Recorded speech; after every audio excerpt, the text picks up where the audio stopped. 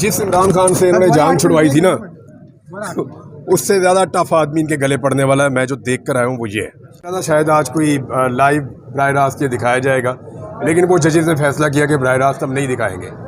और उस फैसले के बाद मैं देख रहा था इमरान खान की बॉडी लैंग्वेज, वो तो ऐसे जैसे जेल में नहीं है, किसी ड्राइंग रूम में ऐसा फील हो रहा था। यानी जो चीज़ें उनकी रिपोर्ट होती हैं जेल से, वो उसके बिल्कुल बरक्स हैं। वो एक कमरा था, उसमें एसी वेसी तो नहीं था, पीछे पंखा चल रहा था। कायद आज़म की एक फ़ोटो लगी हुई है, घड़ी जो है वो 5 मिनट पीछे है उनकी जो वहाँ पे लगी हुई है। और पुलिस वाले आ जा रहे थे। मैंने यानी बॉडी लैंग्वेज में, उनकी फिटनेस में, यानी जो इमरान खान मैंने मई 2023 में देखा था, आज मैंने उससे बेहतर इमरान खान देखा। अच्छा। हाँ, यानी वो मैंने उससे बेहतर आदमी, मैं फिजिकली मैंने बोलते हुए तो अभी सुना ही नहीं ना इमरान खान को। अच्छा, वो इमरान खान तो बोलना चाह रहे हैं, मुझे लगातार लग रहा है कि वो बोलना चाह रहे हैं।